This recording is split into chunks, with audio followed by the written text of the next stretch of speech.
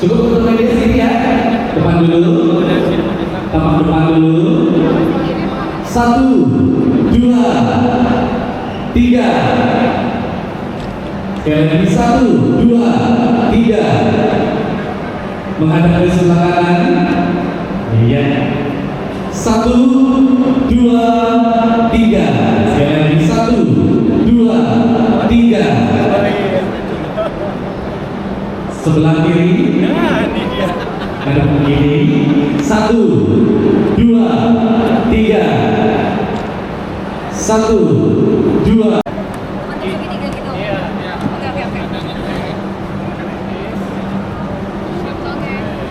Oke, sebelah kiri. Siap. Sudah semuanya. 1, 2, 3. 1, 2, 3.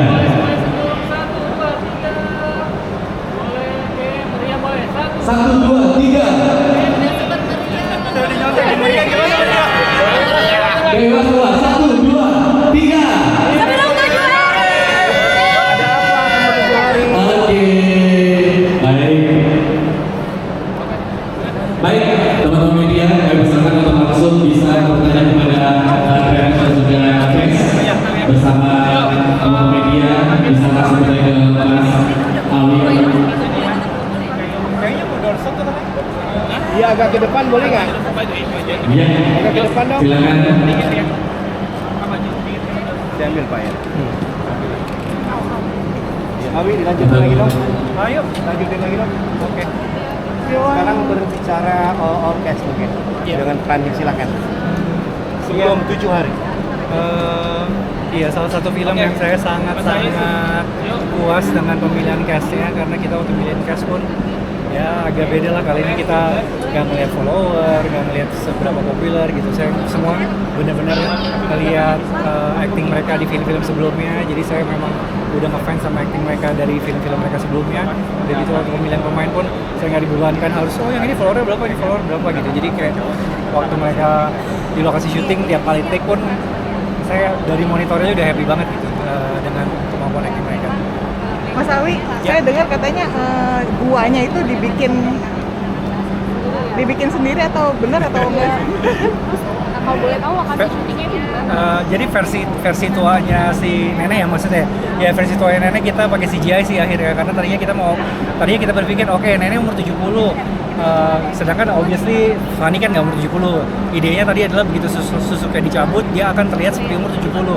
Tapi setelah kita meeting kreatif dengan tim-timnya, dengan tim saya, begitu ada kebetulan salah satu teman kru yang bilang neneknya dulu pernah pakai susuk. Jadi katanya sih kalau misalnya dicabutnya secara paksa bukan oleh yang pasang, dia itu nggak akan balik ke umur aslinya yaitu 70, bahkan ngambil lebih banyak, jadi bisa aja dia jadi umur 100 lebih. Nah itu kita bermain di ide itu yang akhirnya kita ngerasa nggak akan bisa achieve dengan waktu persiapan yang kita punya dengan makeup atau prostetik. Akhirnya kita melakukan CGI. Itu CGI jadi yang kalian lihat di film versi Nenek Tua. Shooting days dan lokasi dong.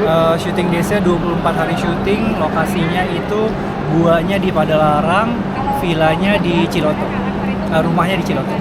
Itu gimana huntingnya tuh? Iya, huntingnya lumayan susah sih, karena kan saya karena udah saking banyaknya syuting film horor, dari saya aja nggak mau berusaha nggak mengulang lokasi yang udah pernah saya pakai kan. Apalagi di film horor sebelumnya, kalau misalnya kita ditawarin rumah ini pernah dipakai di film horor ini, atau saya udah pernah lihat di trailer film horor ini, saya nggak pengen gitu. Nah jadi ya ini sih saya harus memuji tim lokasi saya sih. Akhirnya kita dapat rumah yang eksteriornya kita suka, tapi dalamnya kebetulan waktu itu plong, karena dia kan tipenya memang villa untuk kumpul rame-rame. Nah jadi tim art saya tuh menawarkan, Pak nggak apa-apa Pak, kita bisa bikin sekat-sekat, kita bisa bikin lorong. Jadi layout rumahnya sih itu semua kita create. Kalau guanya gua asli di pinggir sungai, tapi memang pastinya kan kita perlu danau ya, kita perlu telaga yang cukup dalam untuk adegan mereka nyelam kan.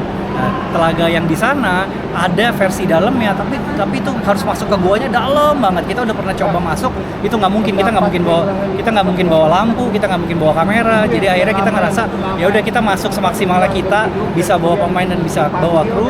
Lalu lagi-lagi tim art saya akhirnya ngegali ngegali gua itu untuk bikin kolam. Jadi kolam itu kita yang bikin. Guanya gua asli, di luar ada sungai asli, tapi telaganya kita bikin. Terus Mas, aku penasaran, itu kan 7 hari ya dengan cerita dan dinamika yang berbeda. Gimana sih ngobrolnya sama penulis Mas Alim ya? Atau Iya, jadi penulisnya dua, Mas Salim sama Widi namanya. Iya. ya itu gimana sampai akhirnya bisa bikin kejutan-kejutan di setiap harinya gitu? Iya, itu dia. Kan kalau ini kan berdasarkan film pendek dari YouTube kan. Tapi kalau di YouTube kan kejadian di 15 atau 12 menit itu cuma kejadian satu hari. Nah, sedangkan karena kita mau expand jadi sebuah film layar lebar, ya kita perlu menunjukkan 7 hari. Jadi saya bilang sama mereka, ya berarti intensitasnya dari hari ke-1, ke-2, ke-3, ke-4 dan seterusnya harus meningkat terus kan. Dan mereka harus dikasih alasan kenapa mereka nggak langsung kabur aja waktu dari hari kedua atau hari ketiga gitu kan. Jadi memang itu yang kita udah pikirin dari awal sih. Tiap hari kenaikannya ketegangannya harus naik. Itu dan tiap karakter juga harus ada reasonnya kenapa memutuskan untuk tinggal. Kayak Tari kan juga ya dia pikir dia lagi memperbaiki hubungan dengan ibunya yang sakit dan akhirnya meninggal. Dia tadinya cuma mau stay 3 hari, akhirnya dia mutusin ya udah deh sampai ibunya dikubur. Terus akhirnya ternyata udah ada kejadian aneh yang dia rasakan sendiri menimpa anaknya. Hari ke-6 dia udah mau pulang tuh tadinya. Ternyata kan nggak bisa juga karena perjanjian itu kan. Itu diskusinya kayak gimana? Apa ada masukan secara personal Mas Awi atau Iya, tunggu approval aja? Iya, saya sih ya waktu develop naskah sama tim penulis sama Widi terutama ya kita ngobrol panjang terus. Kita meeting panjang terus, intens. Terus soal ini nih warna sama film, saya tuh penasaran aja, kayaknya banyak banget pakai warna hijau gitu kan, atau Masa ya? Saya malah nggak tahu sih. Saya ngeliatnya kayak ini, ada pemilihan alasan khusus untuk memilih kayak enggak sih, saya cuma ngerasa ya kali ini horornya warnanya kita kasih beda dikit deh, warna D-nya beda dikit. Cuma saya nggak ngerasa kita lari ke hijau sih sebenarnya. Mungkin ya. Tanpa saya sadari. Buat teknis anak-anak itu kan tadi kan ada adegan-adegan mereka sampai ke atas ngerayu gitu. Nah itu dia. Enggak.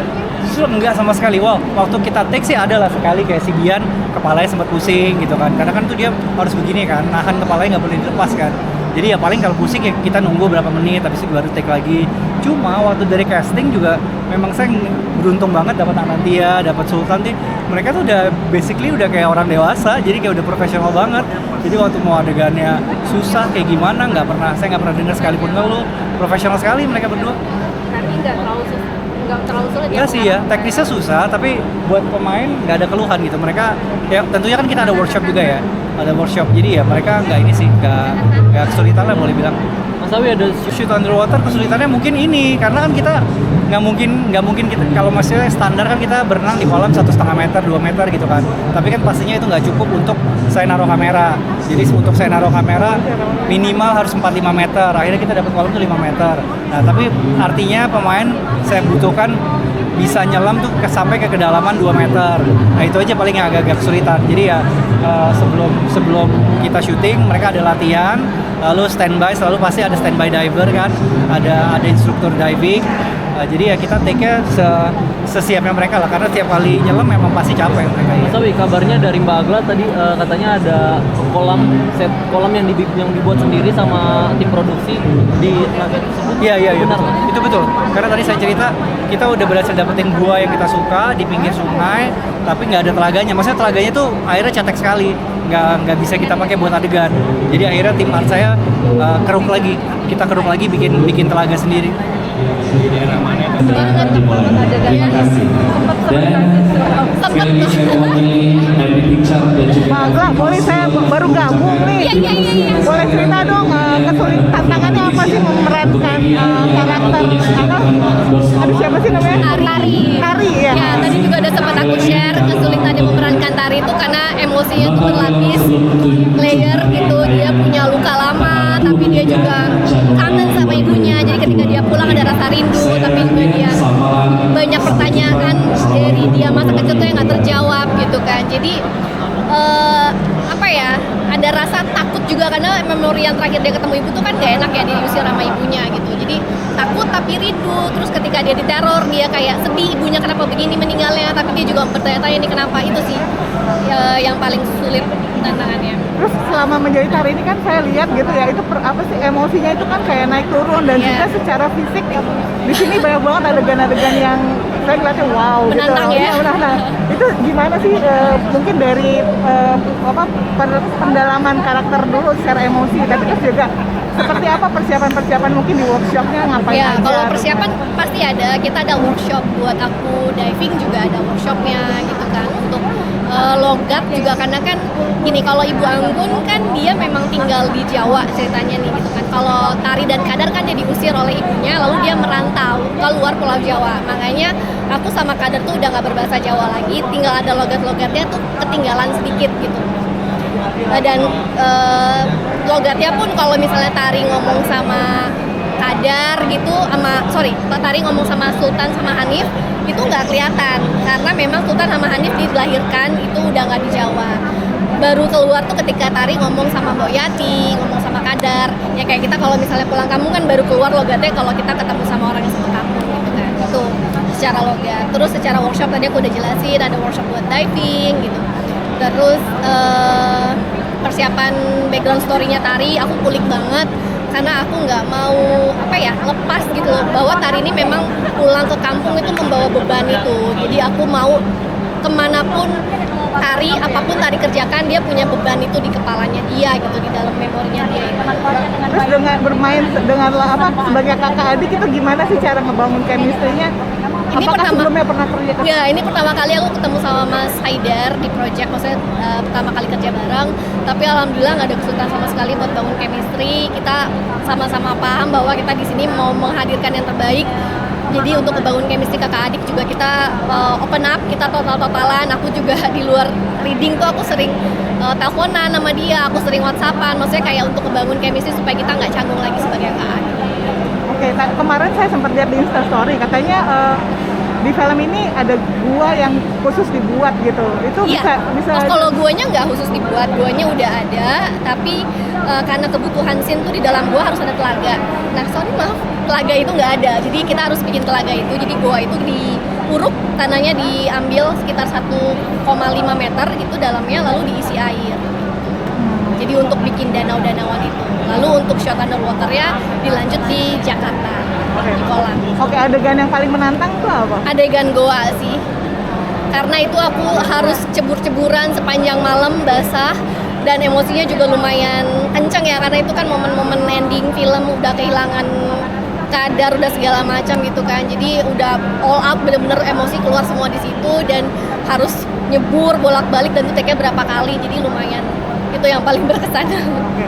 Patut bertanya lagi, Ya. memerankan Tari, apa sih yang bisa diambil esensinya gitu, berperan sebagai Tari?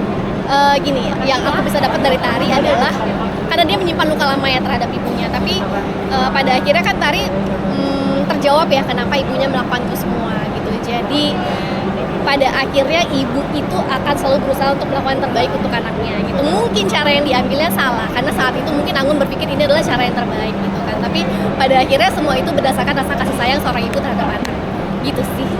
Oke, terima kasih. Terima kasih.